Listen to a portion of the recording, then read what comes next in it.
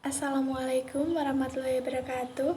Saya Kurnia Primaturi, NPM 1801010137 dari kelas 18 Manajemen C. Di sini saya akan menganalisis teknik negosiasi dalam film Gifted yang pemeran utamanya bernama Mary. Mary adalah seorang gadis kecil yang berusia 7 tahun, namun dia sangat jenius. Kemudian ada Frank, yaitu paman dari Mary yang mengasuh Mary sejak ditinggalkan ibu. Kemudian ada juga Evelyn, yaitu nenek dari Mary. Karena Mary ini jenius, terjadilah kasus perebutan hak asuh Mary yang akhirnya kasus ini dilimpahkan di pengadilan. Saat sidang, Evelyn mendatangkan Tuan Polar, yaitu ayah dari Mary. Namun sayangnya, ayah Mary tidak mengetahui sama sekali tentang Mary. Tanggal lahirnya pun ayahnya ini tidak tahu. Dan pada akhirnya sidang pun dimenangkan oleh Frank.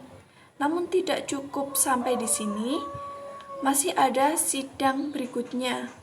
Dalam sidang yang ketiga, pengacara Frank menyatakan bahwa cara mendidik itu terlalu mengatur dan memaksakan sesuai dengan kehendaknya, seperti yang sudah dilakukan Evelyn pada Diane, yaitu ibunda dari Mary, yang menyebabkan Diane ini melakukan bunuh diri. Pada sidang yang keempat, Evelyn mengatakan bahwa Frank yang tidak layak mengasuh Mary karena pekerjaan dan latar belakang hidupnya, bahwa Frank tidak memberikan perhatian khusus kepada Mary. Sampai dengan sidang yang terakhir diputuskan siapa yang berhak menjadi orang tua asuh bagi Mary, karena tidak ditemukan kesepakatan antara Frank maupun Evelyn, atau disebut dengan jalur alternatif yang terakhir. Pada akhirnya, Frank mau menerima keadaan bahwa Mary berhak mendapatkan pendidikan yang layak dari Evelyn. Dari kasus ini, yang disebut sebagai konstitusi adalah Frank dan Evelyn. Sedangkan yang sebagai agen, yang pertama itu ada pengacara Frank, yang kedua ada pengacara Evelyn, di mana kedua pengacara ini sama-sama memperebutkan hak asuh Mary. Dan yang disebut sebagai khalayak di sini ada Roberta atau tetangga dari Frank, dan juga ada Bonnie Stevenson, yaitu gurunya Mary. Dan yang disebut sebagai koalisi di sini adalah ayah dari Mary, yaitu Tuan Polar. Di sini ada multi pihak.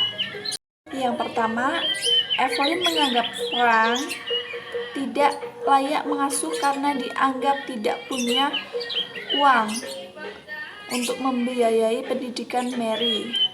Kemudian ada pihak kedua, yaitu dari Frank. Frank tidak ingin menyerahkan hak asuh kepada Evelyn karena dianggap terlalu menuntut dan memaksakan kehendak yang bisa menyebabkan stres sehingga bunuh diri seperti ibunya Mary. Kemudian yang disebut dengan multi tim, yaitu pengacara Evelyn dan pengacara Frank, di mana disepakati Mary akan diadopsi oleh orang lain sampai usia 12 tahun. Nah, sehingga setelah Mary diadopsi orang lain, Mary berhak memilih ingin tinggal bersama Frank atau Evelyn. Sekian paparan dari saya ucapkan terima kasih. Wassalamualaikum warahmatullahi wabarakatuh.